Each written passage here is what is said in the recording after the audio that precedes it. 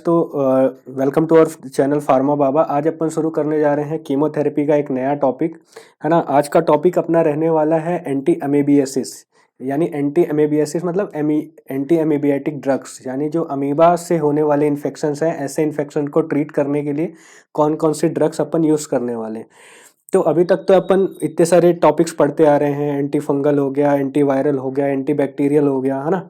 तो ऐसा क्यों कि अपने को इतनी सारी केमोथेरेपेटिक एजेंट होने के बाद भी एक नए एजेंट की जरूरत पड़ रही है या कुछ नई ड्रग्स की जरूरत पड़ रही है टू ट्रीट अमीबा, है ना। तो उसके लिए अपन कुछ चीज़ों को देखते हुए चलेंगे कि ऐसा क्यों है, क्या मैकेनिज्म अलग रहने वाला है। अमीबा, देखिए क्या है कि अपने जो एग्जाम्स आने वाले हैं उसमें एज सच अमीबा से ज़्यादा क्वेश्चंस नहीं बनते। हाँ, फार्मेसी में एमफी फार्मासिस्ट वगैरह के जो एग्ज़ाम हुए थे कई बार उनमें एंटामीबा वगैरह से क्वेश्चन आ जाते हैं कि फ्लैजिलेटेड होता है, कौन सा स्टेट होता है जो फ्लैजिलेटेड है, कौन सा है जिसमें फ्लैजिला एब्सेंट होता है ना। ऐसे क्वेश्चंस आ जाते हैं कभी कभी। बट स्टिल जी जनरल साइंस के पर्पज से भी अपन थोड़ा सा अमीबा के बारे में हल्का फुल्का डिस्कस कर लेंगे अपन, है ना। तो आज का टॉपिक सबसे पहले अपन लिख लेते हैं anti amoebic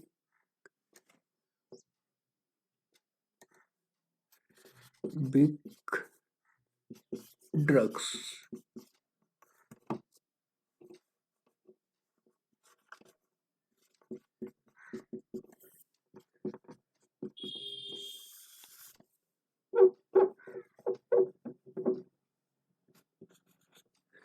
anti amoebic drugs, है ना।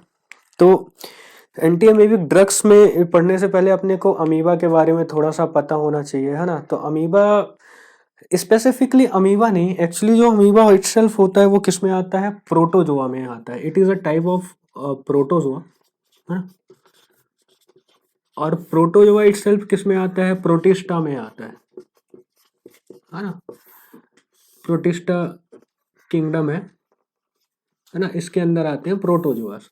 अब प्रोटोजोआ को अपन थोड़ा सा इसलिए स्टडी करने जा रहे हैं क्योंकि प्रोटोजोआ ही एंटी अमीबिक ड्रग्स में ऑलमोस्ट ज्यादातर जो टाइप्स हैं वो प्रोटोजोआ के ही इन्फेक्शन कॉज करते हैं, है ना। मतलब प्रोटोजोआ ही हैं जो इन्फेक्शन कॉज करते हैं। तो डिफरेंट टाइप ऑफ प्रोटोजोआ पता होने से अपने को ये रहेगा कि कुछ क्वेश्चन कभी अगर फ्यूचर में एग्जाम्स आते हैं तो इससे भी बन सकते हैं, है ना। तो प्रोटोजोआ को एक्चुअली जो क्लास है इसको अपन चार टाइप्स में, तो प्रोटोजोआ को एक्चुअली अपन चार क्लासेस में डिवाइड कर सकते हैं। प्रोटोजोआ जो होता है वो जैसा कि मैंने बताया कि प्रोटिस्टा जो होते हैं, प्रोटिस्टा किंगडम के अंडर आता है प्रोटोजोआ। ये प्रोटिस्टा किंगडम अलग क्यों है बाकियों से, क्योंकि देखिए जो बेसिक यूनिसेलुलर एंटाइटीज थी, है ना, वहां से और जो कॉम्प्लेक्स मल्टीसेलुलर लार्ज मतलब कह सकते हैं लार्ज ऑर्गेनिजम्स हैं, उनके बीच का प्रोटिस्टा जो किंगडम है वो प्रोटिस्टा है ना। प्रोटिस्टा के अंदर यूनिसेलुलर्स भी आते हैं और मल्टीसेलुलर्स भी आते हैं। यूनिसेलुलर में तो अपना यही है, क्या बोलते हैं, जैसे अमीबा हो गए, है ना, एंटामीबा, हेस्टोलिटिका वगैरह, प्रोटोजोआस, मतलब ये सब इसके अंदर आते हैं किसमें, यूनिसेलुलर में। और अगर मल्टीसेलुलर्स की बात करें तो एल्गी वगैरह भी इसी में आते हैं, प्रोटिस्टा के अंडर ही आते हैं, है ना। तो सबसे पहले अपन देख लेते हैं राइजोपोडास के बारे में, है ना। पहले मैं टाइप ही बता देता हूँ चारों। राइजोपोडा हो गया,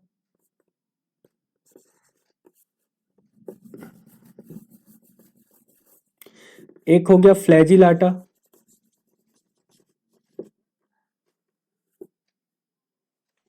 एक हो गया सिलियाटा,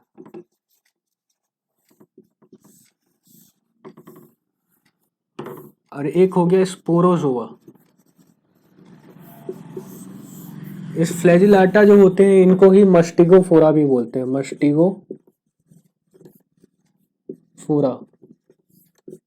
मस्टिगोफोरा, है ना। तो ये बेसिकली एक छोटा सा चार क्लासेस का क्लासिफिकेशन हो गया किसका, प्रोटोजोआ का। जो राइजोपोडा होते हैं इनको स्यूडोपोडियम फॉर्मेशन करते हैं, है ना। स्यूडोपोडियम क्या होता है, एक तरीके का स्पेसिफिक, इस कोई ऑर्गन नहीं है, इसमें ही एक फुट लाइक स्ट्रक्चर बना के, मतलब जो ऑर्गेनिज्म होता है वो एक फुट लाइक स्ट्रक्चर बनाता है, उसके थ्रू इसका मूवमेंट होता है। मस्टिगोफोरा में फ्लैजिलाटा भी बोलते हैं क्योंकि इनके अंदर फ्लैजिला प्रेजेंट होता है। फ्लैजिला प्रेजेंट होता है। और स्पोरोजोआ जो होते हैं इसके अंदर अमोबिओइड टाइप का मूवमेंट या फिर नो मूवमेंट होता है, मतलब उसके लिए कोई ये नेचुरली ही जो सर्कुलेशन होता है उसके ऊपर डिपेंडेंट होते हैं मूवमेंट के लिए, है ना। इसके अंदर कोई स्पेसिफिक ऑर्गन नहीं होता। और सीलियाटा में सीलिया प्रेजेंट होते हैं। तो अपने लिए मेजरली जो डिसीजेस हैं उनके बेसिस पे ये तीन ही इंपॉर्टेंट होते हैं, है ना।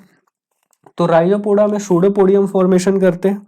अब इसके अंदर देख लेते हैं कि अपन ऑर्गेनिज्म कौन सा आता है। इसके अंदर आता है एंटामीबा, पहले पूरा नाम लिख देता हूँ, बाद में फिर अपन शॉर्ट नेम यूज करेंगे। Entamoeba histolytica. फिर आ गया फ्लैजिलाटा। फ्लैजिलाटा में ऐसे ऑर्गेनिजम्स हैं जिनके अंदर फ्लैजिला प्रेजेंट होता है ना। फिर इनको अपन दो टाइप से और क्लासिफाई कर सकते हैं, ऐसे जो ब्लड बॉर्न इन्फेक्शंस कॉज करते हैं। ब्लड बॉर्न मतलब जो ब्लड सर्कुलेशन के अंदर मेनली ब्लड जो होता है उसको इफेक्ट करते हैं, है ना। और दूसरा क्या हो गया, दूसरा टाइप हो गया जो जेनाइटल्स को टारगेट करते हैं या फिर एलिमेंट्री कैनाल्स को टारगेट करते हैं, यानी एलिमेंट्री ट्रैक को टारगेट करते हैं, है ना। ब्लड बॉर्न या फिर ब्लड को टारगेट करने वाले जो हैं वो हैं क्या, कौन कौन से ऑर्गेनिज्म हो गए। तो पहला हो गया ट्रिपनोसोमा ब्रूशी, फिर है ट्रिपनोसोमा क्रूजी, और फिर अपना आ जाता है लेशमेनिया डोनोवानी, है ना। तो जो ब्रूसी होता है वो अफ्रीकन स्लीपिंग सिकनेस कॉज करता है। जो ट्रिपनोसोमा क्रूजी होता है ये चगास डिसीज कॉज करता है, और लेशमेनिया डोनोवानी काला आजार कॉज करता है। फिर आगे जो ऐसे जो जेनाइटल्स या फिर एलिमेंट्री कनाल को टारगेट करते हैं, ऐसे अपने पास दो ऑर्गेनिजम्स हैं। एक तो है ट्राइकोमोनास वेजिनैलिस, है ना। और दूसरा क्या हो गया, जियार्डिया लाम्बा। तो इससे ये फायदा है आपको कि आपके जो इनके मूवमेंट के ऑर्गन्स होते हैं ना उनको याद करने के लिए एक डिफरेंट, मतलब हर जगह पे याद नहीं करना पड़ेगा। इस टेबल को अगर आप ध्यान से सुन लेंगे तो यहाँ से आपको सारे जो डिफरेंट टाइप ऑफ ऑर्गन्स है जिनके बेसिस पे, जिनकी हेल्प से ये लोकोमोशन करते हैं, है ना, वो आपको पता चल जाएगा एक ही जगह पे। फिर आ गया अपने पास स्पोरोजोआ। स्पोरोजोमा जो होते हैं जैसा मैंने बताया नो मूवमेंट या फिर क्या करते हैं अमीबियोइड टाइप का मूवमेंट शो करते हैं। इसके अंदर अपनी जो मलेरिया कॉज करने वाला प्रोटोजोआ है, जैसा कि आपको पता ही है मलेरिया भी एक प्रोटोजोअल डिसीज है ना। प्रोटोजोआ बेस्ड पे अपना वो होता है, मतलब डिसीज है। तो प्लाज्मोडियम प्लाज्मोडियम प्लाज्मोडियम, है ना। तो पहला पी से मतलब ये प्लाज्मोडियम बोल रहे हैं अपन, है ना, प्लाज्मोडियम, है ना। तो पहला हो गया फैल्सीपेरम।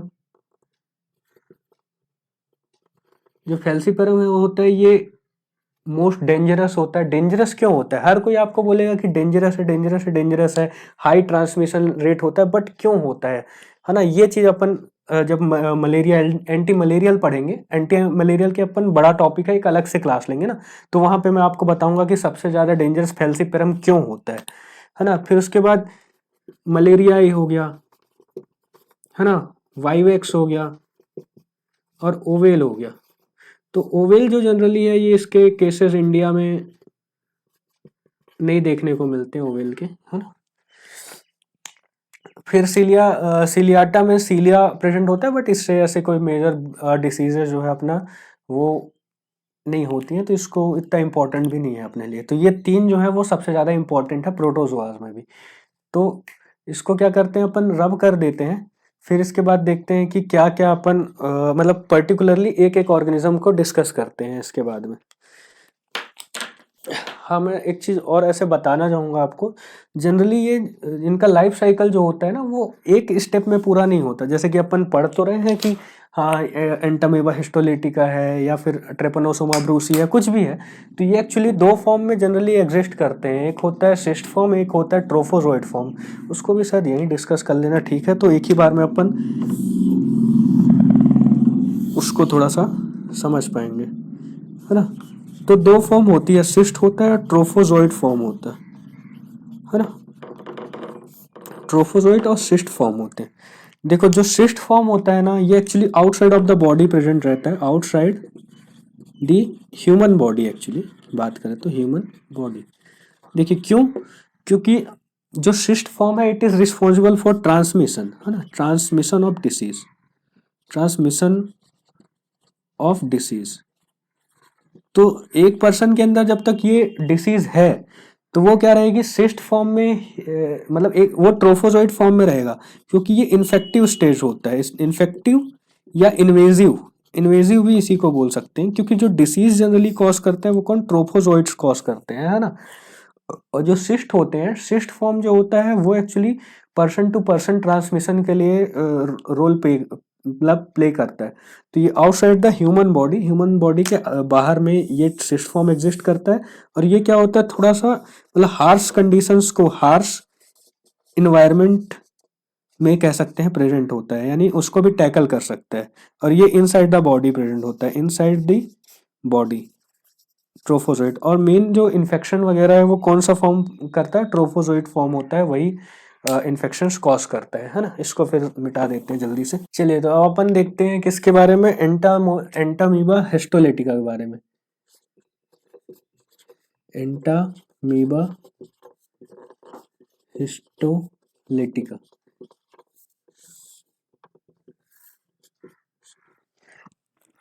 देखो, जैसा कि मैंने बताया कि एंटामीबा हिस्टोलिटिका या फिर कोई भी अमीबिक जो एजेंट है, वो दो फॉर्म पे एग्जिस्ट करता है, सिस्ट या ट्रोफोजोइड फॉर्म में, है ना? तो मोस्ट ऑफ द चीज़ों में ये लागू होता है। मलेरिया का केस थोड़ा सा अलग है, क्योंकि अपन मलेरिया को क्या है, देखो, जितने भी अमीबिक इन्फेक्शंस होते हैं वो जनरली कैसे अपन एक्वायर करते हैं, या तो ये किसी पर्सन से एक्वायर हो जाते हैं। जैसे कि अगर बात करते हैं अपन ट्राइकोमोनास वेजिनैलिस, तो ये एक तरीके की एसटीडी कह सकते हैं इसको, क्योंकि ये सेक्स जो सेक्सुअल एक्टिविटीज होती हैं उसके थ्रू ये स्प्रेड होती है ना? ट्राइकोमोनास वेजिनैलिस। मलेरिया जो होता है वो मॉस्किटो के थ्रू होता है। बट अदर जो एंटामीबा हिस्टोलिटिका, जियार्डिया लाम्बिया वगैरह हैं, लेशमेनिया डोनोवानी है ना? तो ये सब थोड़ा सा, वैसे लेशमेनिया डोनोवानी भी सैंड फ्लाई के थ्रू फैलता है ना? तो पर ये सब जनरली क्या है, मतलब सिस्ट फॉर्म में एग्जिस्ट, मतलब मलेरिया की बात कर दे तो वो सिस्ट फॉर्म में एग्जिस्ट नहीं करता, उसका थोड़ा सा अलग स्टोरी है, उसकी लाइफ साइकिल को भी अपन डिस्कस करेंगे। बाकी अदर जो है वो सिस्ट और ट्रोफोजोइक फॉर्म में एग्जिस्ट करती है, उसको अपन देखते हैं। खासकर जो ऐसे वो हैं ब्लड, मतलब वाटर बॉर्न डिसीजेस जैसे हैं, जियार्डिया लाम्बिया हो गया, एंटामीबा हिस्टोलिटिका हो गया, ये सब ना, तो ये एक्चुअली जो एमीबिक डिसेंट्री वगैरह कॉज कराती हैं, वो ब्लड बॉर्न, मतलब वाटर बॉर्न ट्रांसमिशन होता है इनका, यानी गंदे पानी पीने से इनकी ट्रांसमिशन होता है ना? तो जैसा मैंने बताया कि सिस्ट और ट्रोफोजोइड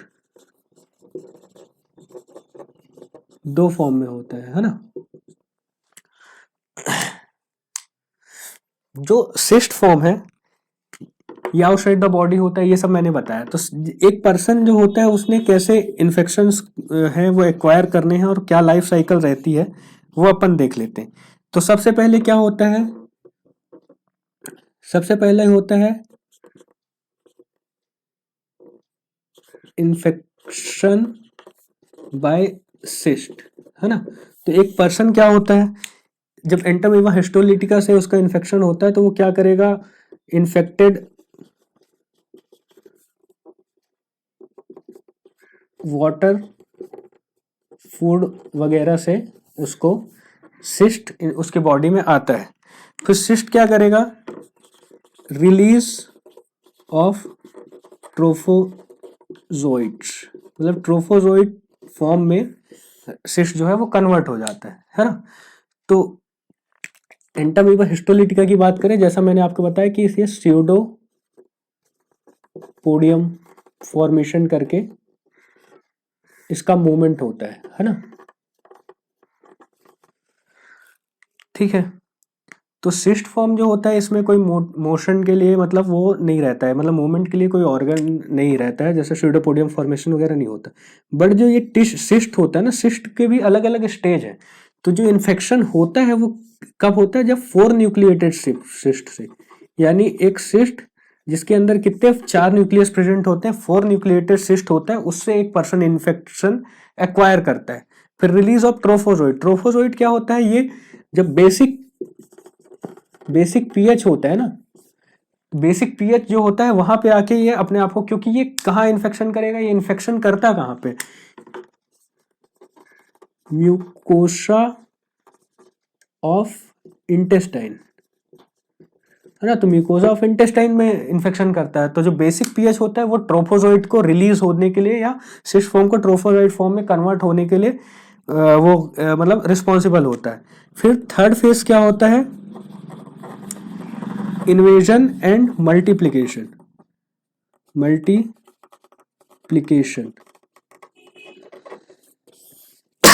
जो ट्रोफोजोइट होता है ना, ये क्या करता है, इंटेस्टाइनल म्यूकोजा में मल्टीप्लाई करता है, और क्या करता है, मल्टीप्लाई करता है और इंटेस्टाइनल अल्सर्स बनाता है, इंटेस्टाइनल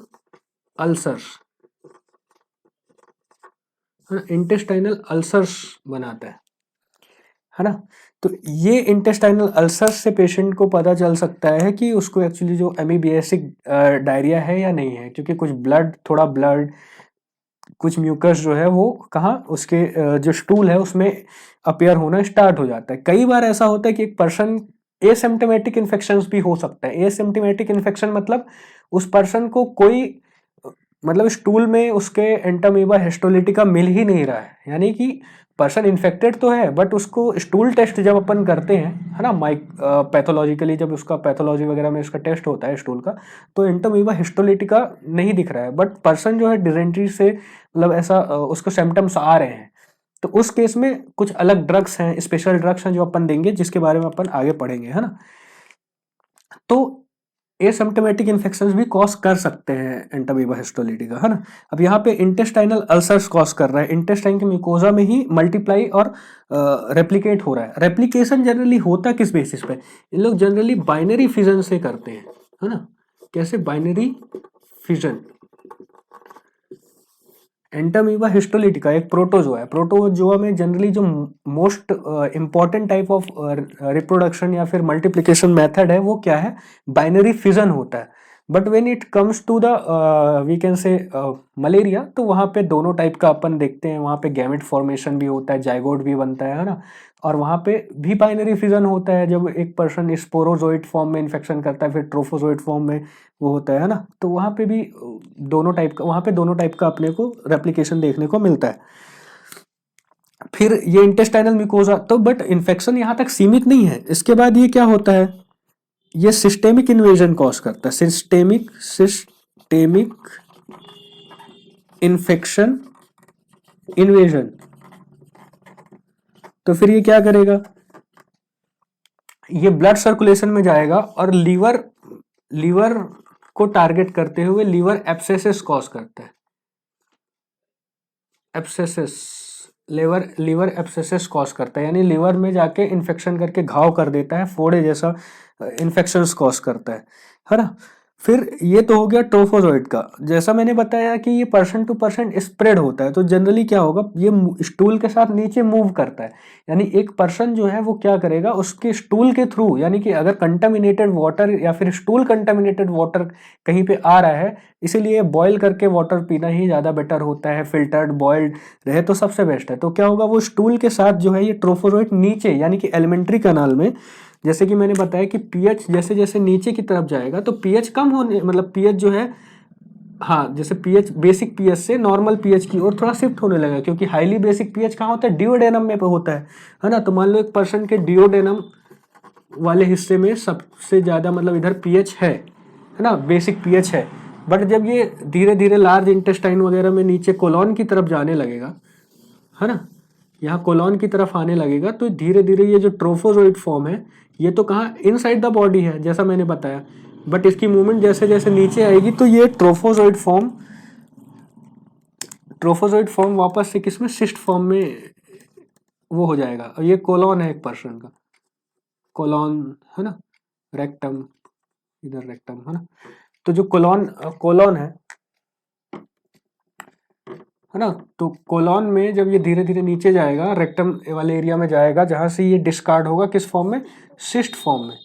इधर ये एक्टिवेट हुआ और इसने ट्रोफोजोइड्स को रिलीज किया जो यहाँ पे इंटेस्टाइन में इन्फेक्शन कराएंगे, यहाँ पे इंटेस्टाइनल अल्सर्स करा रहे हैं। फिर इसके थ्रू ये कहाँ जाएंगे, ब्लड सर्कुलेशन में जाएंगे है ना, एक पर्सन का जो ब्लड सर्कुलेशन है वहाँ जाएंगे, उसके थ्रू ये कहाँ पहुँच जाएंगे, एक पर्सन के लीवर में पहुँच जाएंगे है ना, और लीवर में जाके इन्फेक्शन कॉज करेंगे ब्लड के थ्रू। बट जैसा मैंने बताया कि ये ट्रांसमिट होता है, एक पर्सन से दूसरे पर्सन में ट्रांसमिट होता है, कैसे, स्टूल के थ्रू, कंटामिनेटेड वाटर के थ्रू। तो फिर क्या होगा, डिस्कार्डेशन ऑफ सिस्ट, यानी सिस्ट जो है वो डिस्कार्ड होगा है ना, जैसे जैसे मूवमेंट नीचे की तरफ करेगा तो वो डिस्कार्ड होगा, और कंटामिनेटेड वाटर जो है उसके थ्रू फिर ये पर्सन टू पर्सन फैलेगा है ना। तो ये है इसका एंटामीबा हिस्टोलिटिका का एक लाइफ। तो जो लीवर एब्सेसेस हैं है ना, ये सब एक मतलब मेजर प्रॉब्लम क्रिएट करते हैं। हो सकता है कि ये इन्फेक्शन फिर अदर पार्ट ऑफ बॉडी में भी स्प्रेड हो जाए है ना, और ये फैटल हो सकता है अगर इसको ट्रीट ना किया जाए टाइम पे। तो इसलिए अब इसकी ट्रीटमेंट के अप्रोचेस अपन देखेंगे कि कौन कौन से अप्रोच को फॉलो करते हुए अपन एंटामीबा हिस्टोलिटिका ही नहीं, इन सारे टाइप के जितने भी एमेबी जितने भी अमीबा से होने वाले ये इन्फेक्शंस हैं, प्रोटोजोल इन्फेक्शंस हैं, इनको कैसे अपन ट्रीट कर सकते हैं, वो सारी ड्रग्स को अपन देखेंगे। फिर अपन पर्टिकुलर जो भी क्लास ऑफ अपन पढ़ेंगे प्रोटोजोआज या इन्फेक्शन या फिर डिसीज जो वो कॉज करते हैं, जैसे कि स्लीपिंग सिकनेस हो गई है ना, ट्राइकोमोनास वेजिनैलिस हो गया है ना, जियार्डिया लाम्बिया हो गया, ब्लैक फीवर, काला आजार हो गया है ना। तो वो सब जगह पे अपन स्पेसिफिकली एक एक ड्रग को डिस्कस करना स्टार्ट करेंगे। तो यहाँ पे अपन ड्रग्स का क्लासिफिकेशन डिस्कस करते हैं अगली स्लाइड पे। चलिए तो अपन डिस्कस करते हैं किसको, एंटी अमेबिक ड्रग्स के बारे में। तो जैसे मैंने बताया कि अपन एंटामीबा हिस्टोलिटिका पढ़ रहे थे, तो एंटामीबा हिस्टोलिटिका जो है वो बॉडी में 2-3 जगहों पे एग्जिस्ट कर रहा था, यानी इंटेस्टाइन में है ना, इंटेस्टाइन में एग्जिस्ट कर रहा है, प्लस क्या है एक्स्ट्रा इंटेस्टाइनल में अगर बात करें अपन तो कहाँ लीवर को टारगेट कर रहा है, और ल्यूमेन में भी एग्जिस्ट कर रहा है ना। तो अपन ल्यूमेन मतलब इंटेस्टाइन का जो ल्यूमेन होता है, यानी जो हॉलो पार्ट, एलिमेंट्री कनाल वाला पार्ट होता है, वहां पे एग्जिस्ट कर रहा है। तो अपन देखते हैं कौन कौन से ड्रग्स हैं जो अपन इसके ट्रीटमेंट के लिए दे सकते हैं। सबसे पहला है कि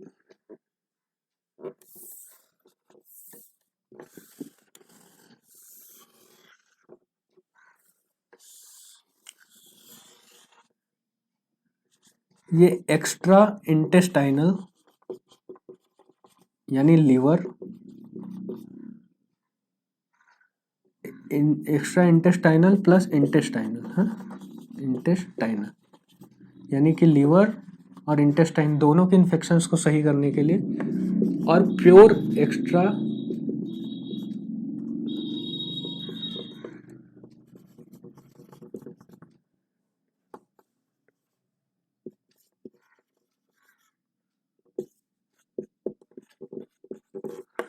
है ना। तो ये अपन देख लेते हैं 2 तरीके के ड्रग्स को, extra intestinal plus intestinal and extra intestinal only है ना। तो जब अपन बात करते हैं एक्स्ट्रा इंटेस्टाइनल प्लस इंटेस्टाइनल में, तो इसमें फर्दर अपन क्लासिफाई कर सकते हैं इसको 2 क्लासेस में। एक है नाइट्रोइमिडाजोल्स,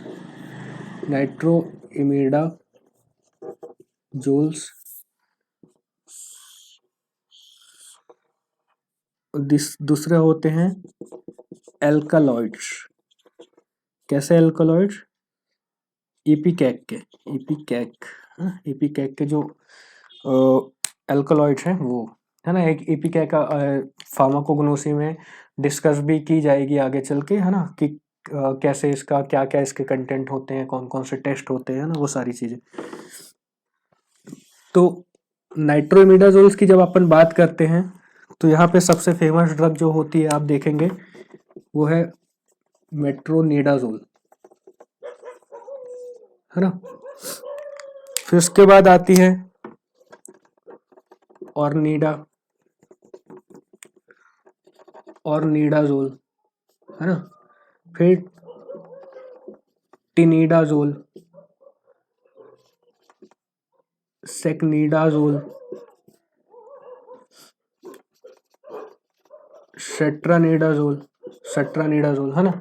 तो ये सारी क्लासेस ऑफ नाइट्रोइमिडाजोल्स हैं जो एंटी एमीबिक ड्रग्स के तौर पे यूज किया जाता है for the treatment of amoeba या protozoas which infect both the intestine and liver. They are effective in both the intestinal and extra intestinal, यानी टिश्यू वाले जो इन्फेक्शंस होते हैं वहां पे भी ये काम करती हैं, है ना। ये लीवर की बात कर रहे हैं अपन। फिर जब अपन एल्कलॉइड्स की बात करते हैं तो यहाँ पे है अपने पास एमेटिन एंड डाइहाइड्रो एमेटिन। तो दो ड्रग हो गई इधर एल्कलॉइड्स में। फिर अगर अपन बात करते हैं किसको लीवर में, यानी कि इंट्रा इंटेस्टाइनल ड्रग्स जो कि इंटेस्टाइन से बाहर जो इन्वेजन, सिस्टेमिक इन्वेजन कर चुका है ऐसे एंटामीबा हिस्टोलिटिका के ट्रीटमेंट के लिए, तो वहां पे अपन पढ़ने वाले हैं क्लोरोक्विन के बारे में। क्लोरोक्विन जब अपन पढ़ेंगे तो आपको अंदाजा लग ही जाएगा। क्लोरोक्विन, देखिए क्लोरोक्विन को अपन आगे चल के बहुत जगह पे पढ़ने वाले हैं, क्योंकि देखिए जब बायोस्टैटिक्स भी पढ़ेंगे तो यहाँ पे ये बहुत खास ड्रग होती है, क्योंकि इसका हाईएस्ट वॉल्यूम ऑफ डिस्ट्रीब्यूशन होता है। हाईएस्ट वीडी जो होता है इसका हाईएस्ट होता है पूरे फार्माकोलॉजी में। हाईएस्ट वॉल्यूम ऑफ डिस्ट्रीब्यूशन वाली ड्रग है कौन? क्लोरोक्विन। कितना होता है इसका वॉल्यूम ऑफ डिस्ट्रीब्यूशन? 1300 लीटर होता है ना। 1300 लीटर जो होता है ये क्लोरोक्विन का वॉल्यूम ऑफ डिस्ट्रीब्यूशन होता है। और ये हाईली कंसंट्रेट होती है कहाँ? Highly concentrate in liver. Liver में हाईली कंसंट्रेट होती है। वॉल्यूम ऑफ डिस्ट्रीब्यूशन बताता है कि कोई मतलब टिश्यू के प्रति, यानी कि टिश्यू के प्रति कितना ज़्यादा एफिनिटी होती है किसी ड्रग्स की, वो दिखाता है ना। तो जो सिस्टेमेटिक यानी सर्कुलेशन को बाहर छोड़ के टिश्यूज में कितनी ज़्यादा एफिनिटी है किसी ड्रग्स की, वो वॉल्यूम ऑफ डिस्ट्रीब्यूशन को इंक्रीज कर देता है किसी भी ड्रग्स के, है ना। तो क्लोरोक्विन जो है ये एक्स्ट्रा इंटेस्टाइनल यानी कि लीवर एब्सेसेस जो होते हैं उसके लिए हाईली इफेक्टिव होती है ना। क्लोरोक्विन जैसा कि अपन मलेरिया में भी पढ़ने वाले हैं, है ना। ड्रग ऑफ चॉइस होती है फॉर द मलेरिया मतलब प्रेगनेंसी है अगर पेशेंट को, तो प्रेगनेंसी में ड्रग ऑफ चॉइस होती है क्लोरोक्विन के अंदर और भी बहुत सारी खासियतें हैं कि इसको रूमेटाइड आर्थराइटिस वगैरह में भी यूज़ करते हैं ना। तो क्लोरोक्विन इटसेल्फ बहुत इंपॉर्टेंट ड्रग है, उसको अपन अच्छे से डिस्कस करेंगे जब अपन मलेरिया पढ़ेंगे। यहाँ पे अपन इसको नॉर्मली डिस्कस कर लेते हैं कि हाईएस्ट वॉल्यूम ऑफ डिस्ट्रीब्यूशन होता है जो कि 1300 लीटर होता है, जो सबको पता है ऑलमोस्ट। जिसको नहीं भी पता है तो आप याद रखिए, इंपॉर्टेंट क्वेश्चन है। और लीवर में बहुत ज़्यादा कंसनट्रेट होती है ये, है ना। अब इसके बाद अपन इसको आप अच्छे से नोट कर लीजिए। फिर इसके बाद एक दो क्लासेस ऑफ ड्रग्स और हैं जिसको अपने को डिस्कस करना है। देखिए तो अभी तक जितना अपन ने डिस्कस किया वो कैसी थी? एक्स्ट्रा इंटेस्टाइनल या इंटेस्टाइनल मतलब इंटेस्टाइनल इन्फेक्शंस को ट्रीट करने के लिए। बट अब अपन देख लेते हैं कि ल्यूमिनल इन्फेक्शन को ट्रीट करने के लिए, ल्यूमिनल ड्रग्स, यानी जो ल्यूमन में एंटामीबा हिस्टोलिटिका है उसको ट्रीट करने के लिए अपन को ल्यूमिनल ड्रग्स चाहिए, है ना। तो ये भी एक्चुअली 3 क्लासेस में अपन इनको डिवाइड कर सकते हैं। एक हो गई अमाइड्स, फिर है 8 हाइड्रोक्सी क्विनोलेंस, और फिर एंटीबायोटिक्स। कुछ एंटीबायोटिक्स भी हैं जिनका यहाँ पे यूज़ किया जाता है for the treatment of protozoal infections. तो जब अमाइड्स की बात करते हैं तो अपन यहाँ पे बहुत इंपॉर्टेंट ड्रग है एक जिसका नाम है डिलॉक्सानाइड। इसका पूरा नाम होता है डिलॉक्सानाइड फ्यूरोएट, है ना। फ्यूरोइक एसिड प्रेजेंट होता है। फिर नीटाजॉक्सानाइड, तो डिलॉक्सोनाइड और नीटाजॉक्सोनाइड ये किस में हो गई, अमाइड्स में आती है।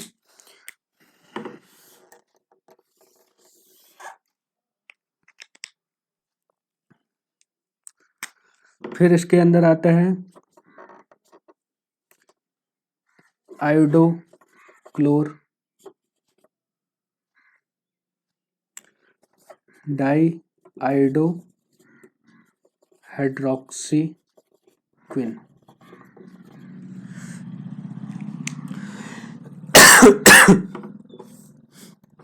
और एंटीबायोटिक्स में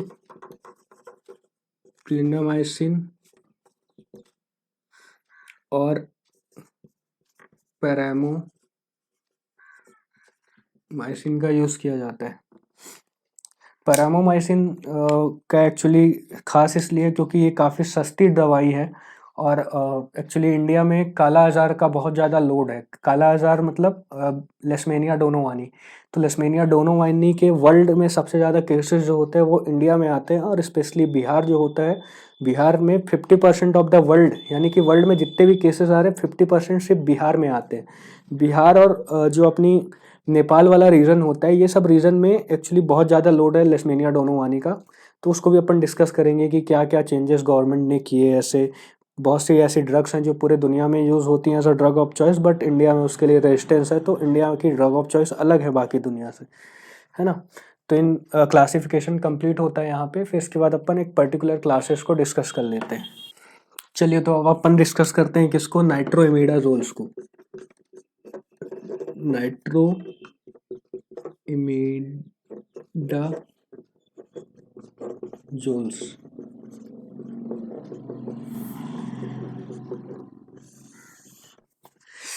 देखिए, जो नाइट्रोइमिडाजोल्स होती हैं इसका क्लासिफिकेशन अपन ने देखा था, है ना। क्लासिफिकेशन के बाद अपन एक पर्टिकुलर ड्रग, यानी कि जो इसकी कह सकते हैं सबसे इंपॉर्टेंट ड्रग है, वो है मेट्रोनिडाजोल, है ना। तो मेट्रोनिडाजोल को लेके डिस्कशन को स्टार्ट करते हैं।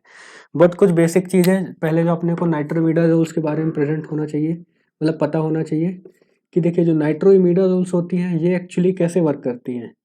ये PFOR, पायरुवेट फेरोडॉक्सिन ऑक्सीडोरिडक्टेज, पायरुवेट फेरिडॉक्सिन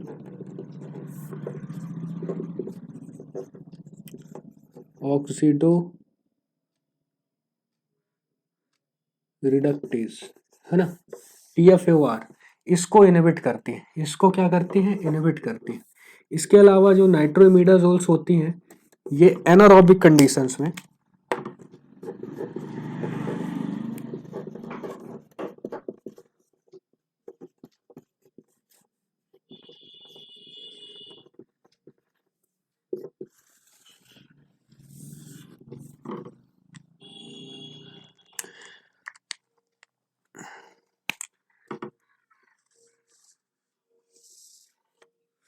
है ना। तो जो एनारोबिक कंडीशंस में ये जो नाइट्रो ग्रुप होता है इनका, नाइट्रोइमिडाजोल का, ये नाइट्रोसो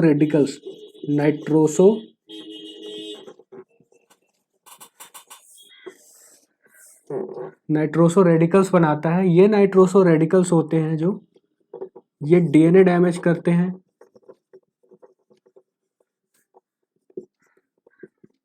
है ना, और किल करते हैं, क्योंकि ये साइडल ड्रग्स होती है, साइडल,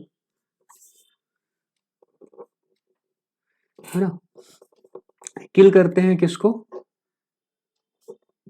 प्रोटोजोआस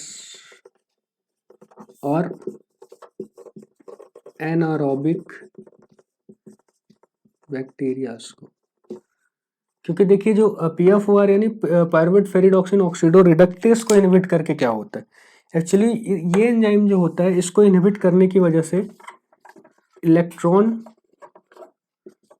ट्रांसपोर्ट चेन जो होती है एंटामीबा हिस्टोलिटिका की, वो क्या होती है, इनहिबिट हो जाती है। क्योंकि एंटामीबा हिस्टोलिटिका के बारे में जैसे मैंने बताया, एंटामीबा हिस्टोलिटिका इसके अंदर क्या होता है, इट लैक्स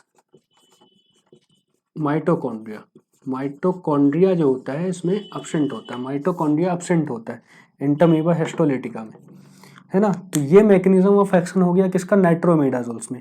जैसा मैंने बताया कि ये नाइट्रोसो रेडिकल्स में कन्वर्ट होने वाली जो बात है, ये किसमें, नाइट्रोसो रेडिकल्स में कन्वर्ट होने वाली बात जो है वो किसमें ट्रू है, एनारोबिक्स में। तो इसलिए they are effective in anaerobes only. Aerobic में, एनारोबिक ऑर्गेनिजम्स में ये क्या होती है, इनइफेक्टिव हो जाती, इनइफेक्टिव, इफेक्टिव, है ना। एनारोबिक ऑर्गेनिज्म में नाइट्रोइमिडाजोल्स क्या होती हैं, इनइफेक्टिव हो जाती हैं। इसको आप नोट कर लीजिएगा सारी चीज़ों को। फिर थोड़ी सी स्पेस यहाँ पे मैं लेके कुछ इंपॉर्टेंट चीज़ें बता देता हूँ किसके बारे में, मेट्रोनिडाजोल के बारे में। मेट्रोनिडाजोल खास क्यों है, देखिए सबसे पहले जो नाइट्रोइमिडाजोल्स होती है ना, ये एक्चुअली क्या होती हैं, दे आर टेरेटोजेनिक, टेरेटोजेनिक, है ना। टेरेटोजेनिक है मतलब कॉन्ट्राइंडिकेटेड होती है किसमें, प्रेगनेंसी में। प्रेगनेंसी में जो ड्रग ऑफ चॉइस होती है वो थोड़ा अलग है ना, अमेबिक इन्फेक्शंस के लिए, है ना। तो उसको अपन बाद में डिस्कस करेंगे या फिर बताऊंगा आपको, जैसे डिलॉक्सानाइड होती है वो सेफ होती है ना। तो वो अपन देखते हैं थोड़ा सा इसके बाद में। बट जो यहाँ पे मैंने बताया जैसा कि मेट्रोनिडाजोल सेफ होती है, मतलब अलग है, क्योंकि ये क्या है, ये सेफ कह सकते हैं, यानी कि प्रेगनेंसी में भी इसको दिया जाता है। ये टेरेटोजेनिक होने के कोई इसके प्रूफ नहीं मिले, क्योंकि this is quite safe in pregnancy. बाकी जो नाइट्रोमिडाजोल्स हैं they are teratogenic and contraindicated in pregnancy. Metronidazole, देखिए मेट्रोनिडाजोल को बहुत जगह पे ड्रग ऑफ चॉइस की तरह यूज किया जाता है। कौन सी कंडीशन पे अपन मेट्रोनिडाजोल को ड्रग ऑफ चॉइस की तरह यूज कर सकते हैं, इसको याद करने की ट्रिक है गुप्ता, गुप्ता, है ना। यहाँ पे स्टिल मैं बोलता हूँ कि जो हमारी ट्रिक होती है वो किसी भी पर्सन विशेष या व्यक्ति विशेष के को टारगेट नहीं करती। This are just mnemonics to simplify the things and make you easily remember this things, है ना, दिस ड्रग्स। क्योंकि बहुत सारी चीज़ें हो जाती है तो अपने को कुछ ना कुछ ट्रिक्स चाहिए इन चीज़ों को याद रखने के लिए। तो गुप्ता से याद रखिएगा कि देखिए जियार्डिया लांबा, इसमें अपनी मेट्रोनिडाजोल क्या होती है, ड्रग ऑफ चॉइस होती है। फिर गार्डिनेला वेजिनेलिस, इसमें भी क्या होती है, ड्रग ऑफ चॉइस होती है। अल्सर्स दो तरीके के, अल्सर कौन सा, पेप्टिक, है ना। पेप्टिक अल्सर किसके थ्रू होता है, एच पाइलोरी, है ना, एच पाइलोरी। तो इसमें तो आप सभी को पता है कि ट्रिपल ड्रग थेरेपी में, ट्रिपल ड्रग थेरेपी में यूज होती है। इसके अलावा ANUG, जिसको अपन बोलते हैं एक्यूट नेक्रोटिक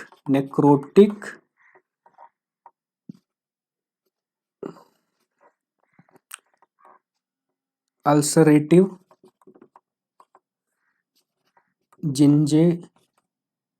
जिंजेवाइटिस, है ना। इस कंडीशन में भी ड्रग ऑफ चॉइस होती है। ट्रेंच माउथ इसे बोला जाता है, ट्रेंच माउथ, है ना, इसके लिए ड्रग ऑफ चॉइस होती है।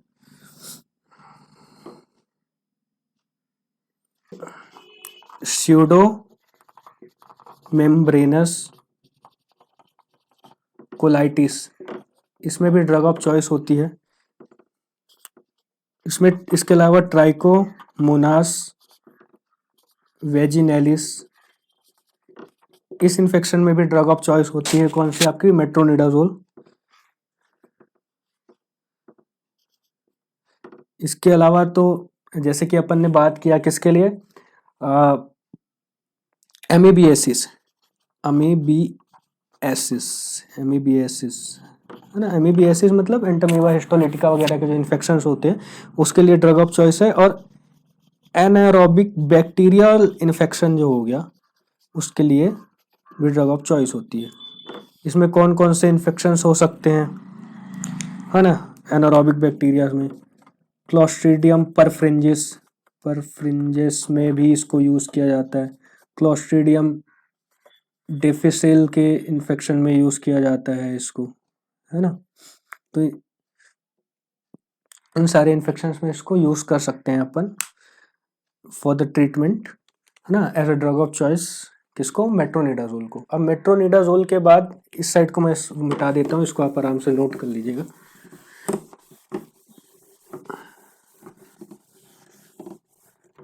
अपन जो नाइट्रोइमिडाजोल्स होती हैं, इनके कॉमन साइड इफेक्ट्स को देख लेते हैं। एडवर्स इफेक्ट्स क्या है? तो एडवर्स इफेक्ट जो सबसे कॉमन होता है वो है disulfiram like infect reaction, disulfiram like reactions, है ना। That's why they are contraindicated in alcoholism. Alcoholic patient में कॉन्ट्राइंडिकेटेड होती है। इसके अलावा जिस पर्सन ने भी मेट्रोनिडाजोल खाया होगा, ऑलमोस्ट मेट्रोनिडाजोल ऐसी ड्रग है कि कभी ना कभी हर किसी ने ट्राई तो किया ही होगा। तो लोगों को ने मेटेलिक टेस्ट जो है ये एक्सपीरियंस किया होगा, है ना। तो मेटेलिक टेस्ट इसका एक प्रॉब्लम है, किसका? मतलब मेट्रोनिडाजोल का, है ना। तो ये इसके कुछ इंपॉर्टेंट क्या हो गए? एडवर्स इफेक्ट हो गए, है ना, याद करने के लिए। फिर अपन देख लेते हैं कुछ और ड्रग्स के बारे में जो खास है, जैसे कि ये सब तो सेम है ना। फिर सेकनीडाजोल, मतलब ऑलमोस्ट जो यूजेस हैं वो सेम है, बट खासियत कुछ ड्रग्स में है जो अपन यहाँ पे देख लेते हैं। सेकनीडाजोल एंड सेट्रानिडाजोल और अपने को देखने की जरूरत है, बाकी सबके जो यूजेस हैं वो कॉमन होते हैं, है ना। सेकनीडाजोल जो होती है इसको जनरली यूज किया जाता है इसलिए क्योंकि ये इसका लॉन्गेस्ट ड्यूरेशन ऑफ एक्शन होता है। टी हाफ जो होता है इसका हाईएस्ट होता है, जो कि 17 से 29 घंटे के बीच में होता है ना। ये इतना इम्पोर्टेंट नहीं है, बट क्योंकि लॉन्गेस्ट ड्यूरेशन ऑफ एक्शन है तो इसको अपन याद कर सकते हैं। सेट्रानिडाजोल खास क्यों है ना। देखिए क्या होता है, इन एडवर्स इफेक्ट में बताना भूल गया मैं कि म्यूटाजेनिक प्रॉपर्टी होती है। प्रॉपर्टी जो होती है वो होती है थोड़ी सी किसमें? नाइट्रोमिडाजोल्स में। इसलिए ये क्या होते हैं? टेराटोजेनिक होते हैं, है ना। That's why they are teratogenic और कॉन्ट्राइंडिकेटेड होते हैं प्रेगनेंसी में। बट मेट्रोनिडाजोल थोड़ा सेफ होता है। बट सेट्रानिडाजोल की बात करते हैं अपन, तो इसमें कुछ चीजें, जैसे कि ये डाइसल्फिराम लाइक एक्शन नहीं होता इसमें। डाइसल्फिराम लाइक एक्शन जो है वो इसमें नहीं होता है। फिर मेटेलिक टेस्ट वाली जो प्रॉब्लम है वो भी इसमें नहीं होती है। ये म्यूटाजेनिक जो एनालॉग होता है वो भी इसमें नहीं पाया जाता है ना। तो म्यूटाजेनिक जो इंटरमीडिएट होता है वो भी इसमें फॉर्म नहीं होता है। तो ये एक इम्पॉर्टेंट सारी चीज़ें यहाँ पे हो गई हैं मेरे हिसाब से, जितना मुझे लगता है नाइट्रोमिडाजोल्स के बारे में, है ना। यहाँ से बाहर से कोई खास क्वेश्चन आना नहीं चाहिए, इतने में ऑलमोस्ट सारी चीज़ें ही कवर हो जाती। इन इस ट्रिक को याद रखिएगा आप, गुप्ता वाली को, है ना। हो सकता है कि थोड़ा सा हौच पौच हो गया हो यहाँ पे स्पेस की कमी की वजह से, बट इन्फॉर्मेशन काफ़ी यूजफुल है ना। मैं इसको एक बार दोहरा भी देता हूँ। जैसे गुप्ता से दो चीज़ें अपन याद कर सकते हैं, जियार्डिया लाम्बिया और गार्डिनेला वेजिनालिस, दो जगह पे इसको ड्रग ऑफ चॉइस की तरह यूज़ किया जाता है। यू से भी दो चीज़ें हैं, अल्सर, दो तरीके के अल्सर, एक अल्सरेटिव जिंजिवाइटिस और दूसरा पेप्टिक अल्सर, यानी कि एच पाइलोरी इन्फेक्शन में ट्रिपल ड्रग थेरेपी के तौर पे मेट्रोनिडाजोल का यूज़ किया जाता है। फिर सीडोमेम्ब्रेनस कोलाइटिस में यूज़ किया जाता है ना। फिर ट्राइकोमोनास वेजिनैलिस में तो काफ़ी ज़्यादा मेट्रोनिडाजोल का यूज़ होता है ना। ये ओरल तौर पे ट्राइकोमोनास वेजिनैलिस में एक्चुअली फिर अपन को पेसेरीज देनी पड़ती है, मतलब एक इन्फेक्टेड पर्सन है उसको कुछ पेसेरीज वगैरह की जरूरत पड़ेगी, पोविडोन हो गया, क्लोट्राइमाजोल हो गया, उन सब चीज़ों की। बट जो मेनली हो गया वो किसकी हो गई जो ओरल ड्रग है वो मेट्रोनिडाजोल दिया जाता है, साथ में कभी कभी फ्लुकोनाजोल वगैरह भी देते हैं, बट मेन जो है वो मेट्रोनिडाजोल है। फिर एनारोबिक बैक्टीरिया हो गए, क्लोस्ट्रीडियम परफ्रेंजिस हो गया, क्लोस्ट्रीडियम डिफिसिल हो गया, ये सब के इन्फेक्शंस में भी मेट्रोनिडाजोल का यूज़ किया जाता है। फिर इसके बाद अपन देख लेते हैं डिलॉक्सानाइड और अदर ड्रग्स के बारे में। बड़ी जो क्लास थी वो थी नाइट्रोइमिडाजोल, इसको अपन ने डिस्कस कर लिया है यहाँ पे। अब जैसा कि उधर अपन ने नाइट्रोइमिडाजोल डिस्कस कर लिया, तो अपन यहाँ पे डिस्कस करते हैं किसके बारे में? एमाइड्स के बारे में थोड़ा बहुत। इसको मैं एक कॉर्नर से स्टार्ट करता हूँ, तो और भी कुछ ड्रग्स एक साथ ही डिस्कस हो जाएंगे। एमाइड्स,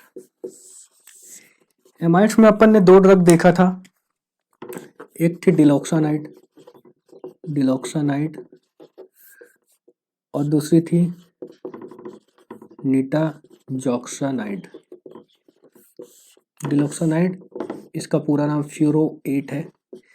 ये एक्चुअली दो पार्ट में वो हो जाता है, टूट जाता है। डिलॉक्सानाइड जो मेन ड्रग है और फ्यूरोइक एसिड, फ्यूरोइक एसिड दो पार्ट में टूट जाता है। इम्पोर्टेंट क्यों है डिलॉक्सानाइड? देखिए डिलॉक्सानाइड इम्पोर्टेंट इसलिए है, कुछ खास चीजें हैं इसमें जो कि शायद आपको सब जगह नहीं पता चलेगा, बट यहाँ पे अपन बता रहे हैं कि ये प्रेगनेंसी में सेफ होती है, प्रेगनेंसी में सेफ होती है ना, सेफ होती है प्रेगनेंसी में, ठीक है।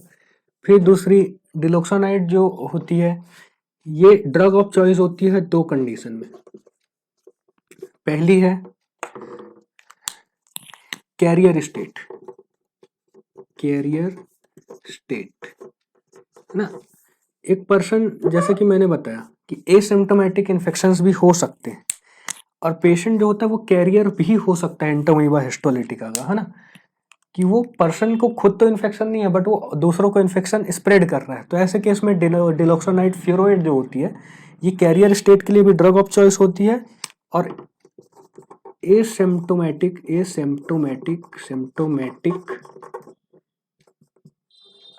इन्फेक्शंस के लिए भी ड्रग ऑफ चॉइस होती है। तो ये दो चीजों में ड्रग ऑफ चॉइस होती है। फिर अपन बात करते हैं कि इसको नीटाजॉक्सानाइड के लिए, तो ये एक्चुअली सैलिसिलामाइड कॉनजेनर होता है, कॉनजेनर किसका? निक्लोसामाइड का। निक्लोसामाइड कहाँ पढ़ा है आप लोगों ने? अभी अपन ने पढ़ा नहीं है बट जल्दी पढ़ेंगे। निक्लोसामाइड को एक्चुअली यूज करते हैं अपन एंथेलमेंथिक्स, as a anthelmintic drug use किया जाता है। एंटी हेलमेंटिक ड्रग्स, हेलमेंटिक इन्फेक्शन जो होते हैं उनके ट्रीटमेंट के लिए निक्लोसामाइड को यूज करते हैं। तो उसी का सैलिसिलामाइड कॉन्जेनर होता है। यानी कि ये एक्चुअली जो अपना नीटाजॉक्सानाइड है ये क्या होता है, ये एक प्रोड्रग होता है, प्रोड्रग होता है। ये बॉडी में आने के बाद टिजॉक्सानाइड नाम का एक्टिव फॉर्म बनाता है, एक्टिव फॉर्म है इसका टिजॉक्सानाइड। और ये टिजॉक्सानाइड जो होता है ये इनहिबिट करता है PFOR को। जैसा कि PFOR का फुल फॉर्म मैंने आपको बताया है कि पायरुवेट फेरिडॉक्सिन ऑक्सीडो रिडक्टेस, तो उसको इनहिबिट करता है। और जो अपना एमीबिया या प्रोटोजोअल इन्फेक्शंस होते हैं, प्रोटोजोआस होते हैं, उनके इलेक्ट्रॉन ट्रांसपोर्ट चेन या सिस्टम को इनहिबिट कर देता है ना। तो ये इसके बारे में सारी इंपॉर्टेंट चीजें हो गई जो अपने को लगता है नीटाजॉक्सानाइड के बारे में। फिर इसके बाद अपन देख लेते हैं किसको, एल्कलॉइड्स को देख लेते हैं।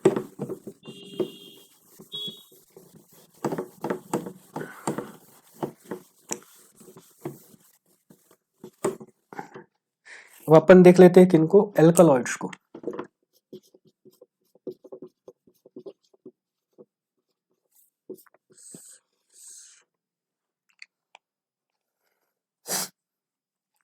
एल्कलॉइड्स में अपनी कौन सी ड्रग थी? दो ड्रग थी, एमिटिन और डाइहाइड्रो एमिटिन। जो एमिटिन होता है एक्चुअली ये नेचुरली प्रेजेंट होता है किससे? इपिकैक या इपिकैचुआना है ना। आप इसको अपन डिस्कस करेंगे किसमें, अच्छे से डिस्कस करेंगे इसको फार्माकोग्नोसी में, इपिकैचुआना या इपिकैक को, है ना। यहाँ पे दो एक्टिव इंग्रेडिएंट्स मिलते हैं अपने को, एमिटिन भी मिलता है और सेफेलिन मिलता है मेरे ख्याल से, जहाँ तक मुझे याद आ रहा है। इसके बहुत सारे इंपॉर्टेंट टेस्ट भी होते हैं, वो सब भी अपन डिस्कस करेंगे। काफ़ी इंपॉर्टेंट ड्रग है इपिकैक एक्चुअली फार्माकोग्नोसी की, है ना, तो उसको अपन डिस्कस करेंगे। फिर डाइहाइड्रो एमिटिन को डिस्कस करेंगे। सबसे पहले अपन देख लेते हैं, इस पे लगा है 18 एमिटिन, डाइहाइड्रो एमिटिन, है ना। दोनों में 18 को उठाएंगे और इसको अपन डाल देंगे टीन में, कहाँ? प्रोटीन में। तो ये क्या करेगा, है ना, ये एमिटिन उठा के क्या बना दिया? प्रोटीन। और प्रोटीन सिंथेसिस को ये क्या कर देता है, इनहिबिट कर देता है। कैसे इनहिबिट करता है प्रोटीन सिंथेसिस को? एक्चुअली ये क्या करता है, इनहिबिट कर देता है किसको, translocation of tRNA amino acid complex. Translocation of tRNA amino acid complex जो होता है ना, उसको क्या करता है, इनहिबिट कर देता है। तो और एल्कोलॉइड्स का अपन ने पढ़ा भी था कि ये कैसे किस कंडीशन में यूज कर सकते हैं अपन, एक्स्ट्रा इंटेस्टाइनल और इंटेस्टाइनल दोनों में एल्कोलॉइड्स का यूज किया जाता है। अब इसमें देखो एमिटिन जब अपन डिस्कस करेंगे तो देखो एक्चुअली इसका एक्शन कैसा होता है, थोड़ा एक्सपेक्टोरेंट एक्शन होता है, हाँ, बट जब आप ओरली किसी पेशेंट को अगर देंगे तो हाईली एमिस्टिक भी होता है। तो एमिटिन की जो एडवर्स इफेक्ट होते हैं उसको अपन एक इसको ट्रिक से याद कर लेते हैं, एमिटिन, है ना। तो सबसे पहले ये ईसीजी चेंजेस करता है, ईसीजी चेंजेस, ईएम से याद रखिएगा कि एमेसिस कराता है, एमेसिस कराता है। टी से याद रखिएगा टैकी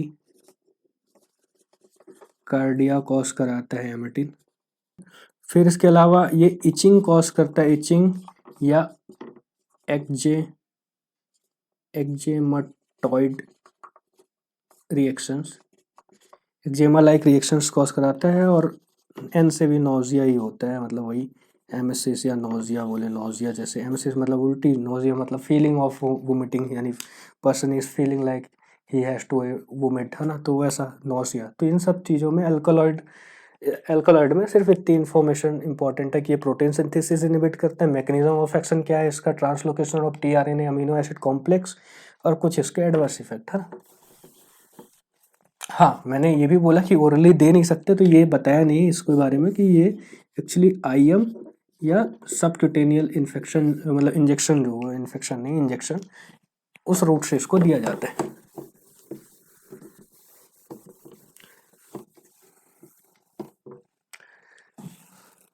फिर अपन बात करते हैं किसकी, क्लोरोक्विन की। क्लोरोक्विन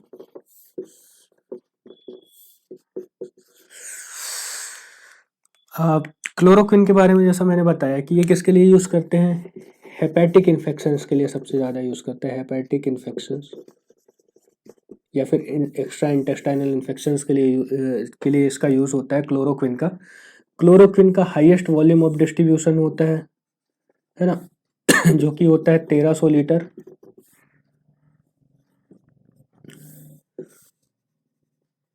और क्लोरोक्विन देखिए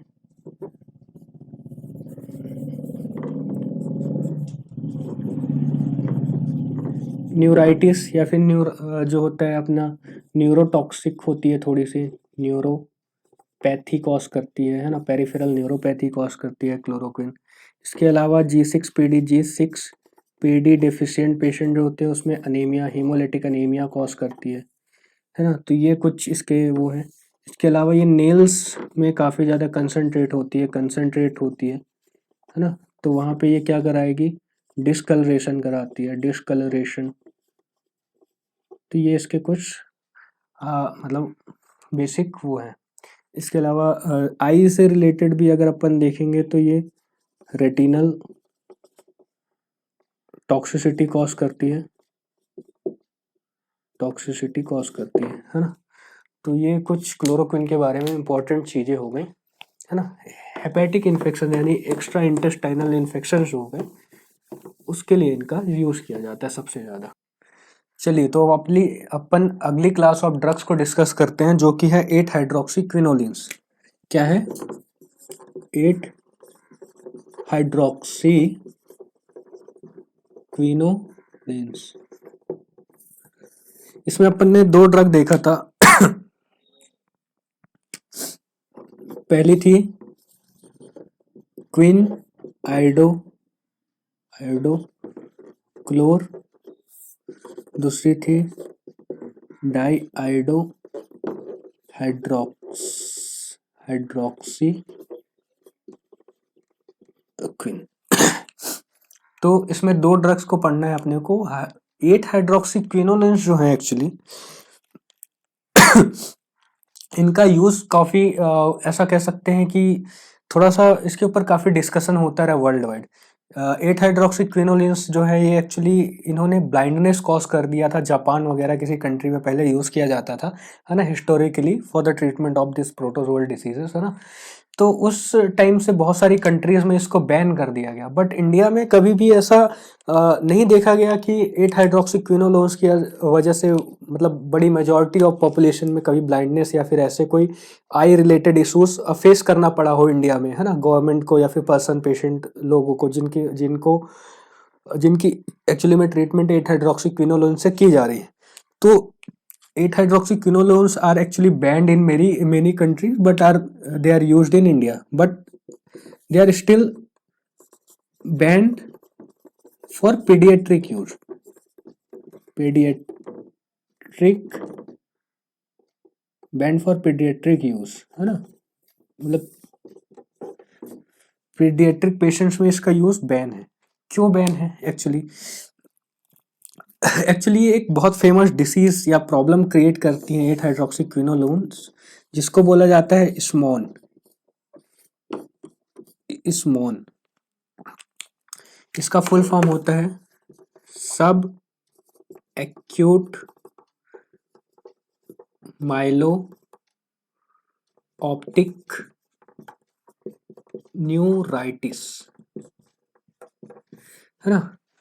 तो स्मॉन कॉज करने की वजह से ये एक्चुअली बैंड हो गई थी काफी सारी कंट्रीज में, but they are still used in India, but they can not be used in paediatric patient, they should not be used in paediatric patient SMON की वजह से।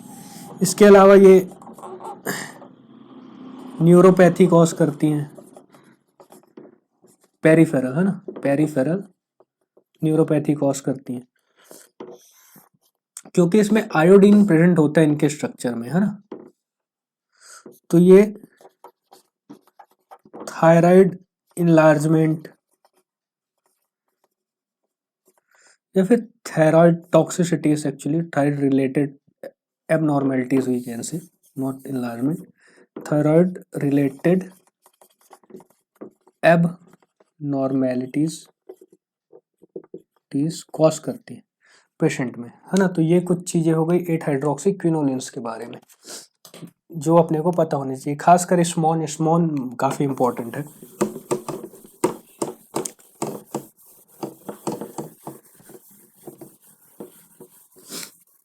हाँ, यूजेस तो बोलना ही भूल गया इसके। यूजेस तो देखिए एक्चुअली इनको एंटोमीबा हिस्टोलिटिका अपन वैसे भी डिस्कस करने जा ही रहे। Entamoeba histolytica, trichomoniasis and giardiasis, है ना।